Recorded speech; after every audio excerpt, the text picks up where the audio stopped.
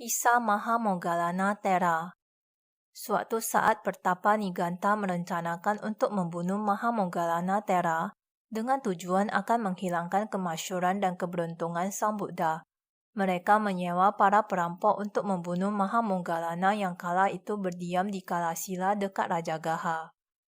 Perampok itu mengepung vihara tempat Mahamogalana Thera berdiam, tetapi Mahamogalana dengan kemampuan batin luar biasanya dapat menghilang, sehingga mereka tidak dapat menangkap Mahamogalana dalam waktu 2 bulan.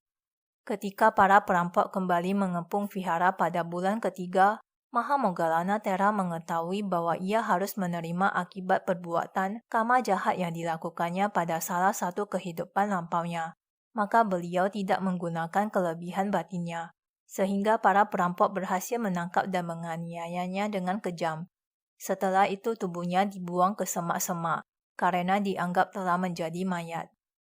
Dengan kekuatan batin atau jananya, Mahamogalana dapat bangkit kembali dan pergi menghadap Sang Buddha di Vihara Jetavana.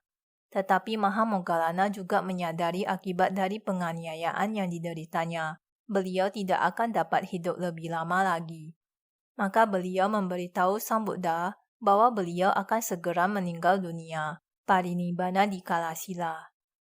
Sang Buddha kemudian menganjurkan agar beliau membabarkan Dhamma terlebih dahulu sebelum parinibbana.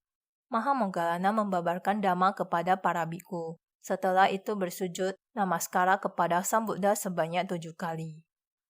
Berita wafatnya Mahamogalana Thera di tangan para perampok menyebar bagaikan kobaran api. Raja Ajatasattu menyuruh orang-orangnya agar menyelidiki hal ini. Mereka berhasil menangkap para perampok dan menghukum mati dengan cara membakarnya. Para biku mendengar wafatnya Mahamogalana Thera sangat sedih dan tidak mengerti mengapa orang seperti beliau meninggal dunia di tangan para perampok.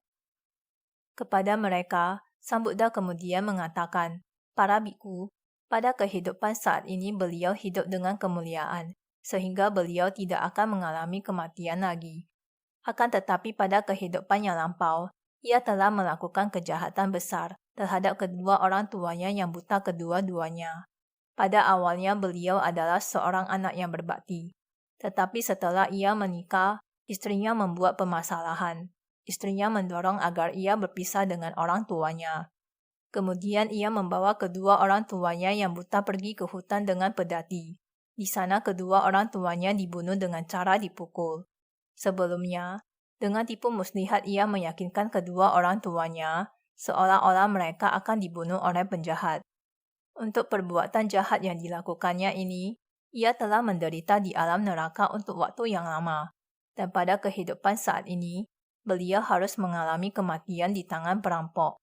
Tentunya dengan melakukan perbuatan jahat terhadap mereka yang tidak jahat, seseorang pasti akan menderita karenanya." Kemudian, Sang Buddha membabarkan syair 137, 138, 139, dan 140 berikut ini. Seseorang yang menghukum mereka yang tidak patut dihukum dan tidak bersalah akan segera memperoleh salah satu di antara 10 keadaan berikut. Ia akan mengalami penderitaan hebat, kecelakaan, luka berat, sakit berat, atau bahkan hilang ingatan, atau ditindak oleh raja, atau mendapat tuduhan yang berat, atau kehilangan sanak saudara, atau harta kekayaannya habis, atau rumahnya musnah terbakar, dan setelah tubuhnya hancur, orang bodoh ini akan terlahir kembali di alam neraka.